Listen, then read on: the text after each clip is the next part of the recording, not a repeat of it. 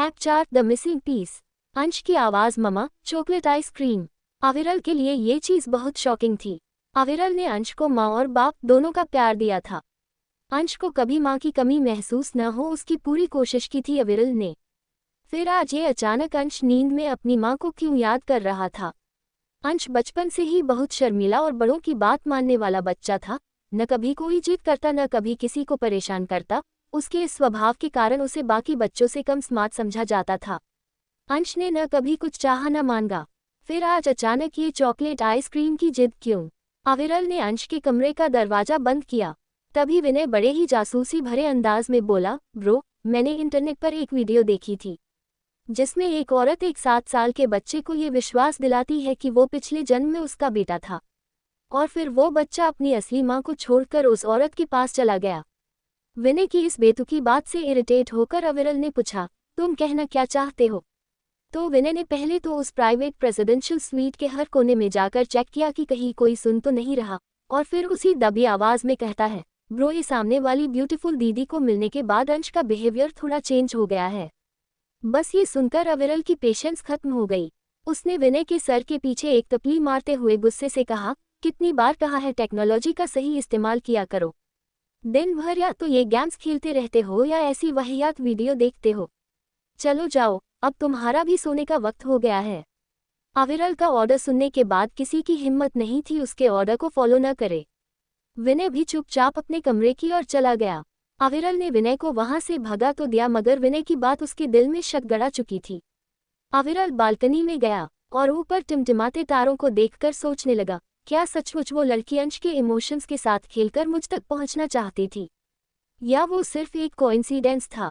सुबह का वक्त था। ईशा बालकनी में बैठकर टैबलेट पर गेम खेल रही थी और राधिका अपने फोन में कुछ चेक कर रही थी और सोच रही थी कि आखिर उसके खोए हुए बेटे को कैसे ढूंढें, किससे मदद मांगे। एक बार उसने बेंगलुरु से कॉल करके मनाली पुलिस को कंप्लेंट की थी, मगर छानबीन में पाया गया कि ना तो हॉस्पिटल में उसके जुड़वा बच्चे पैदा होने का कोई रिकॉर्ड था और न कोई गवाह था जिससे ये साबित होता कि राधिका ने जुड़वा बच्चों को जन्म दिया था, और जो जन्मा ही नहीं था वो गायब कैसे हो सकता था। वो ये सब सोच ही रही थी तभी राधिका को याद आया कि उसकी स्कूल का एक दोस्त प्रणय इन दिनों मनाली पुलिस में सब इंस्पेक्टर हैं। उसने झट से अपना मोबाइल उठाया और अपने पुराने दोस्त के जरिए उस प्रणय का नंबर ढूंढने में लग गई। तभी राधिका के फोन स्क्रीन पर एक नंबर फ्लैश होता है। उसकी फ्रेंड ने प्रणय का नंबर शेयर किया था। बिना देर किए राधिका ने प्रणय को फोन लगा दिया। वो ईशा से थोड़ा दूर बालकनी की रेलिंग के पास चली गई। वो नहीं चाहती थी कि ईशा उसकी ये बातें सुने। दूसरी तरफ प्रणय फोन उठाता है। राधिका ने प्रणय को अपनी कहानी बताई कि कैसे एक आदमी ने डिलीवरी के तुरंत बाद हॉस्पिटल से उसका बच्चा चुराया था। और फिर आखिर में राधिका बोली, प्रणय प्लीज मेरी मदद करो, कोई तो रास्ता होगा जिससे मैं मेरे बेटे तक पहुंच सकूं। प्रणय पहले से इस केस से वाकिफ था, इसलिए राधिका की पूरी बात सुनने के बाद प्रणय ने कहा, चलो अगर मैं मान भी लूं कि तुम जो कह रही हो वो सब सच है, फिर भी मैं ऑफिशियली तुम्हारे लिए कुछ नहीं कर सकता, क्योंकि कहीं भी ऐसा कोई सबूत नहीं है जो ये बता सके कि तुम्हारे जुड़वा बच्चे हुए थे। I am really sorry. Radhika का दिल बैठ सा गया। उसके बेटे तक पहुंचने की उसकी उम्मीदें कम होती नजर आ रही थी।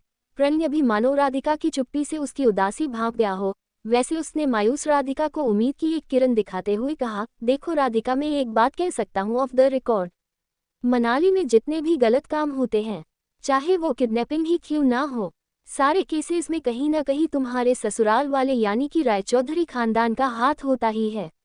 देखो, अगर वहीं से कुछ पता चले तो। प्रणय के फोन रखने के बाद राधिका गहरी सोच में डूब गई और वो अपने अंगूठे को दांत के बीच दबाकर बालकनी में तेज कदमों से घूमने लगी।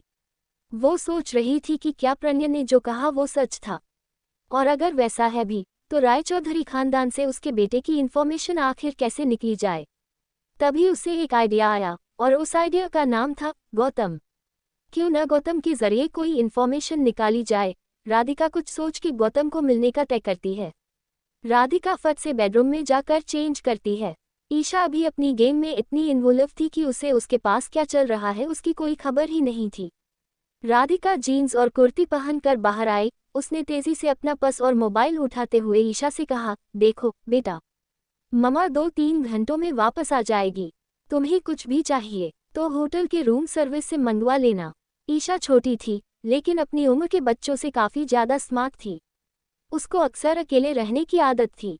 राधिका ने मेन डोर खोला और बाहर जाकर राधिका ने फिर से ईशा को आवाज़ लगाई, कुछ भी हो जाए रूम से बाहर मत निकलना। हमारे रूम के सामने एक बड़ा पागल और एक छोटा पागल रहता है।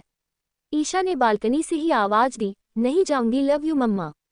राधिका ने दरवाज़ा बंद किया और लिफ्ट की ओर मुड़ी तो अचानक उसके पांव वहीं जम गए। लिफ्ट के पास अविरल और विनय खड़े थे। इतना ही नहीं, उन्होंने सब कुछ सुन भी लिया था। कुछ देर तो अविरल राधिका को और राधिका अविरल को बस देख ही रहे थे। अविरल ने black T shirt, blue jeans और ब्लैक स्पोर्ट्स शूज पहने थे। रेगुलर जिम और स्ट्रिक्ट डाइट की वजह से अविरल एकदम फिट था। अविरल को देखकर किसी भी यंग लड़की की नज़र अविरल से हटती नहीं थी। राधिका की भी नज़रें अविरल पर जम चुकी थी, मगर राधिका की वजह कुछ और थी। वो जान चुकी थी कि जब उसने अविरल को पागल कहा तब वो उसके पीछे ही खड़ा था। थोड़ी देर राधिका अपने हाथ गर्दन के पीछे घुमाते हुए यहाँ वह देखने लगी। तभी लिफ्ट का दरवाज़ा खुला और अविरल सीधा लिफ्ट के अंदर गया। विनय भी राधिका को एंग्री लुक देते हुए लिफ्ट के अंदर चला गया। राधिका सोच रही थी कि दूसरी लिफ्ट ले लूंगी, तभी लिफ्टमैन ने कहा, प्लीज़ कम इन मैडम। ना चाहते हुए भी राधिका को वही लिफ्ट में जाना पड़ा। अविरल या विनय को फेस ना करना पड़े इसलिए राधिका दरवाजे की ओर मुंह करके खड़ी हो गई। लेकिन स्टील के बेदाग दरवाजे से पीछे खड़े अविरल और विनय की शक्लें साफ दिखाई दे रही थी। राधिका सोच रही थी कि आखिर ये उसकी बात सुन के कुछ रिएक्ट क्यों नहीं किया। वहीं दूसरी तरफ अविरल इस लड़की को समझने की कोशिश कर रहा था। राधिका के हाव भाव से अविरल ये पता लगाने की कोशिश कर रहा था कि आखिर ये लड़की उसके नज़दीक आना चाहती थी या उससे दूर रहने की कोशिश कर रही थी। मगर पास खड़ा विनय राधिका की बातों से बहुत ज़्यादा हट लग रहा था, इसलिए उसने कुछ पल की चुप्पी के बाद आखिर में राधिका से पूछ ही लिया, आपने छोटा पागल किसको बोला? राधिका थोड़ी देर शांत रही, फिर कुछ सोचकर अचानक उसने लिफ्टमैन से पूछा, इस होटल में रहने वाले मेहमानों की प्राइवेसी का बिल्कुल ख्याल नहीं रखा जाता क्या? ये सुनते ही अब तक कंट्रोल कर रहा विनय भरकर बोला, हमारी होटल मनाली की सबसे सेफ और सिक्योर होटल है। राधिका भी अब झगड़े का मूड बना चुकी थी। वो फिर लिफ्टमैन से बोली, इतनी सिक्योरिटी के बावजूद कल मेरी चॉकलेट आइसक्रीम चोरी हो गई। एक्चुअली कुछ डाकू आए और आइसक्रीम लूटकर चले गए। विनय अपनी वीडियो गेम पॉज करके और अपने मोबाइल को अपनी जेब में रखते फुल ऑन झगड़ने के मूड में मैदान में उतरा। एक्सक्यूज मी, आपने हमें डाकू कहा? अब राधिका टर्न होकर सीधे विनय की तरफ मुड़ी और उसको कहने लगी, हाँ कहा, क्योंकि कल तुम्हारी वजह से पहली बार मैंने मेरी बेटी को दिया प्रॉमिस पूरा नहीं किया। राधिका ने जब ये कहा तो अविरल ने तुरंत इंटरफियर करके पूछा, क्या मतलब? आप वो चॉकलेट आइसक्रीम अपनी बच्ची के लिए लाई थी? राधिका अविरल की ये बात सुनकर कुछ हैरान हो गई और बिना कुछ बोले उसने सिर्फ हाँ में सिर हिला दिया। अविरल को अब धीरे धीरे एहसास हो रहा था कि वो जो कुछ भी राधिका के बारे में सोच रहा था वो सब शायद गलत हो सकता है। उसको समझ में आने लगा कि राधिका आइसक्रीम अपनी बच्ची के लिए लाई थी, अंश के लिए नहीं। इसी के साथ अविरल का गुस्सा धीरे धीरे गिल्ट में बदलने लगा। तभी लिफ्ट ग्राउंड फ्लोर पर पहुंची अविरल एक जेंटलमैन की तरह राधिका को लेडीज फर्स्ट का इशारा करते हुए उसके लिफ्ट से बाहर जाने का रास्ता देता है। राधिका अविरल के अचानक बदले तेवर को देखकर थोड़ी सोच में पड़ गई। उसने कुछ देर अविरल को देखा और फिर लिफ्ट से निकल गई।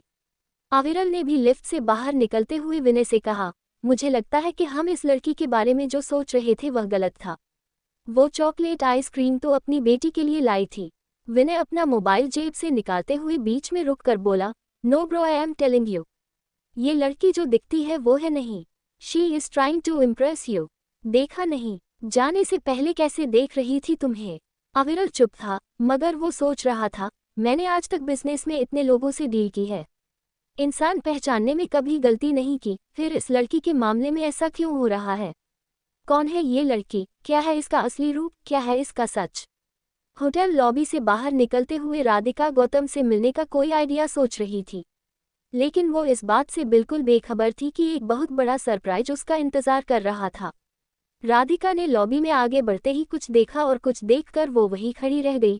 हाथ में फूलों का बड़ा सा गुलदस्ता लेकर गौतम होटल लॉबी के बीच खड़ा था। गौतम दरअसल सुबह से आकर होटल की वेटिंग एरिया में बैठा था।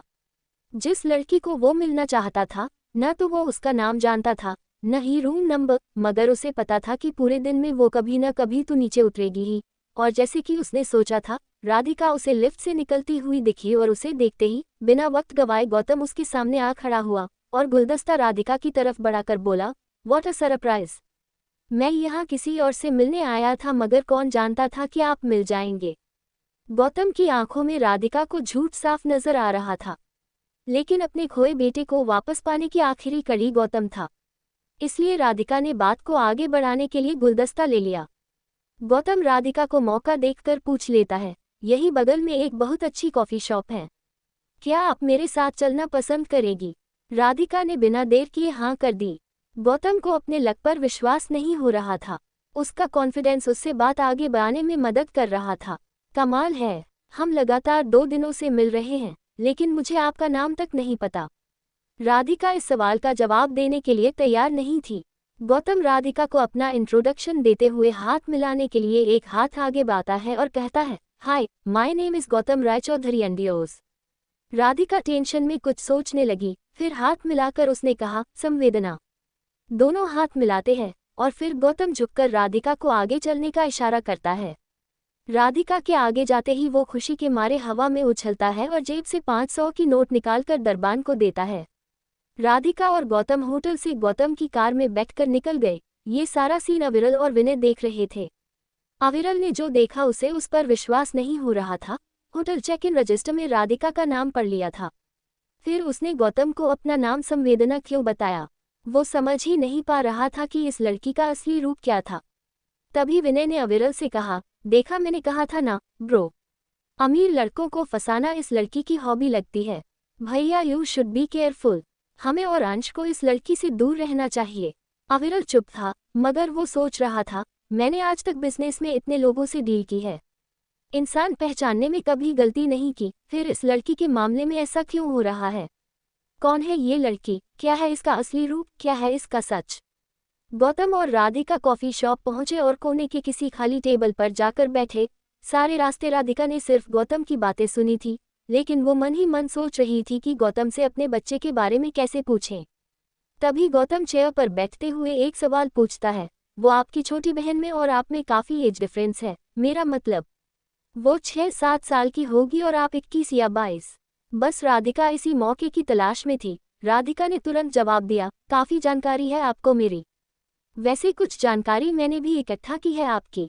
ये सुनकर गौतम को लगा कि संवेदना को भी गौतम में इंटरेस्ट है। गौतम स्टाइल से पूछता है, अच्छा, जैसे कि। राधिका ने बात को आगे बढ़ाते हुए कहा, जैसे कि आप मैरिड हो। ये सुनते ही गौतम के सारे अरमानों पर जैसे पानी फिर गया हो वैसे उसके चेहरे का रंग फीका पड़ गया। राधिका कंटिन्यू करती है, इनफैक्ट आपकी शादी के वक्त आपकी वाइफ 4 मंथ्स प्रेग्नेंट थी, है ना। गौतम हैरान होकर पूछता है, संवेदना, तुम ये सब कैसे जानती हो।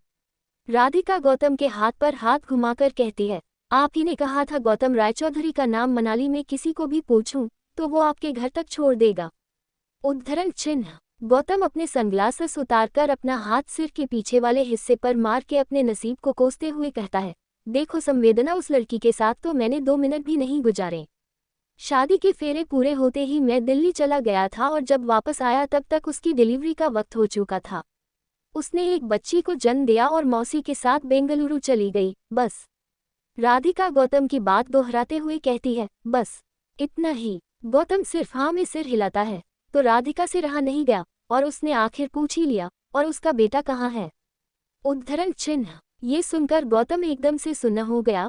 उसकी आवाज़ जैसे उसके हलक में अटक गई हो, वैसे अटक अटक के वो बोला, वो बेटा नहीं। कौन बेटा। उद्धरण चिन्ह। राधिका का पारा अब पूरी तरह चढ़ चुका था। उसने बिना कुछ सोचे खुद की बात पर जोर देते हुए सीधा ही पूछ लिया, उसका बेटा। उस लड़की ने जुड़वा बच्चों को जन्म दिया था, तो उसका बेटा कहाँ है। उद्धरण चिन्ह। गौतम चौंका हुआ तो था ही, लेकिन साथ ही उसको हल्का सा शक हुआ कि संवेदना इस तरह अनिका के बारे में क्यों पूछ रही है। और तभी मानो जैसे राधिका ने गौतम के एक्सप्रेशंस पढ़ लिए हो वैसे वो तुरंत बात घुमाते हुए बोली, ठीक है, मत बताओ। मैं भी ऐसे किसी इंसान के साथ फ्रेंडशिप नहीं कर सकती जो मुझसे बातें छुपाता हो। इतना कहकर राधिका झूठ मूठ का वह से उठकर जाने का नाटक करने लगी। राधिका कुछ कदम आगे चली ही थी कि तभी पीछे से गौतम ने नर्वस सा मुंह बनाकर थोड़ी बुझी हुई आवाज में कहा, अच्छा रुको, बताता हूँ।